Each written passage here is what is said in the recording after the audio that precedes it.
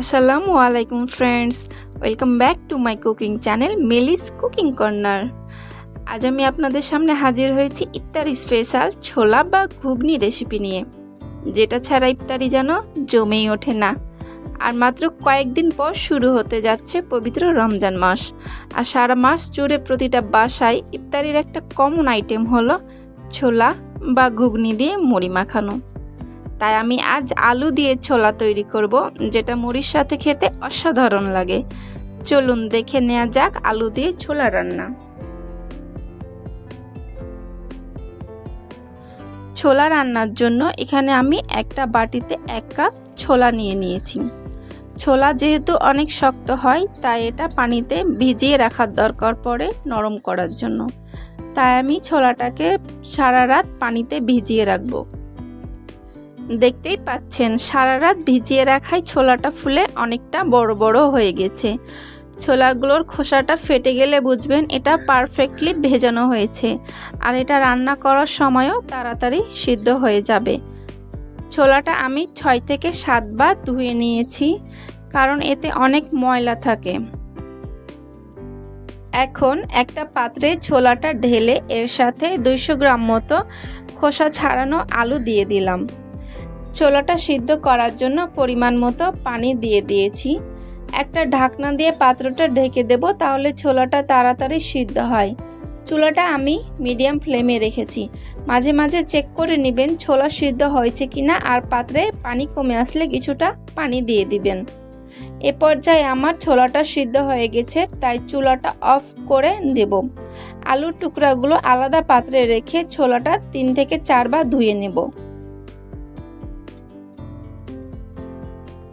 ছোলা রান্নার জন্য একটা পাত্রে তেল দিয়ে তেলটা গরম হয়ে আসলে দিয়ে দেব পেঁয়াজ কুচি।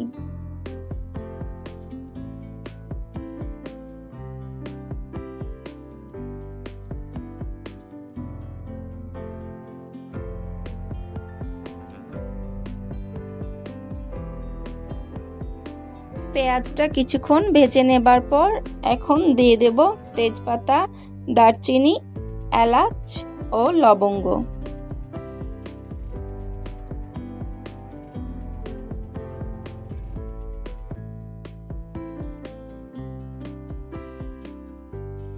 পেঁয়াজটা বাদামি কালার হয়ে আসলে দিয়ে দেব পেঁয়াজ বাটা, রসুন বাটা ও আদা বাটা।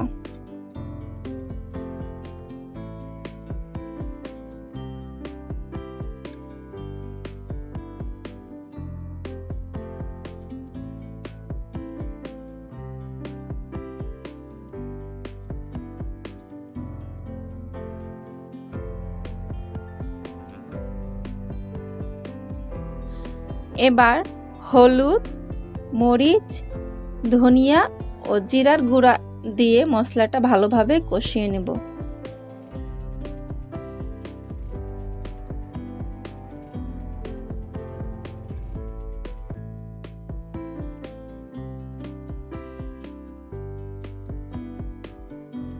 কিছুটা পানি দিয়ে দিলাম যেন মশলাটা পুড়ে না যায়।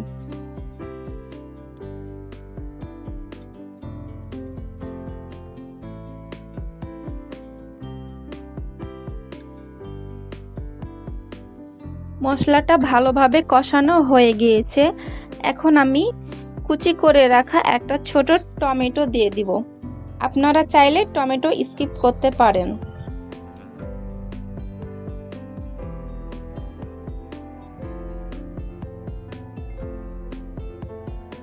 এই পর্যায়ে আমি দিয়ে দিব সিদ্ধ করে রাখা আলু।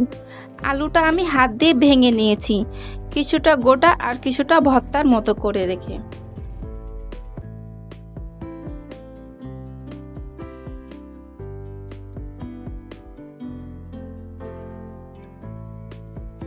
কিছুক্ষণ নেড়েচেড়ে সামান্য কিছুটা পানি দিয়ে দিলাম, যেন রান্নাটা একটু গ্রেভি টাইপের হয়।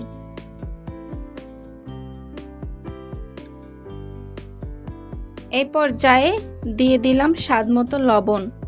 লবণটা ভালোভাবে মিক্স করার পর একটা ঢাকনা দিয়ে ঢেকে দেব, যেন টমেটোটা সিদ্ধ হয় আর মশলাগুলো আলুর ভেতর ভালোভাবে ঢুকে যায়।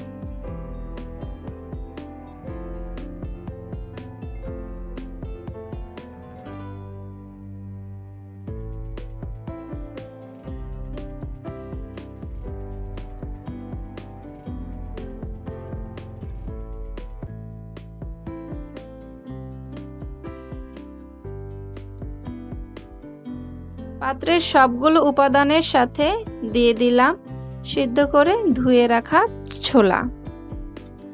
সবগুলো উপাদানের সাথে ছোলাটা মিক্স করে নেবার পর একটা ঢাকনা দিয়ে ঢেকে দেব, যেন মশলাগুলো ছোলার ভেতরে ভালোভাবে ঢুকে যেতে পারে।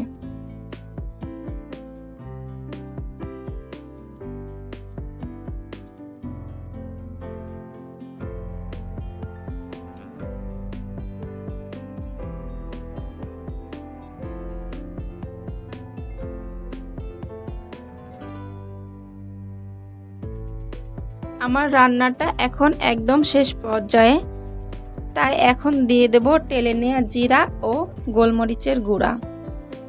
রান্নায় আলুর পরিমাণটা যদি বেশি মনে হয় তবে আপনারা আলু কম দিতে পারেন, কিন্তু এভাবে আলু দিয়ে রান্না করলে ইফতারে মুড়ি মাখিয়ে খেতে অসম্ভব ভালো লাগে।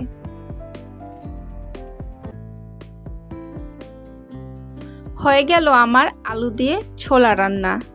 যারা কখনো এভাবে ছোলা রান্না করেননি তারা অবশ্যই এই রমজানে রান্নাটা ট্রাই করবেন, ইনশাআল্লাহ সবার খুব পছন্দ হবে। রেসিপিটি ভালো লাগলে অবশ্যই লাইক, কমেন্ট ও শেয়ার করবেন, আর আমার নতুন চ্যানেলটিকে সাবস্ক্রাইব করে সামনে এগোতে সাহায্য করবেন।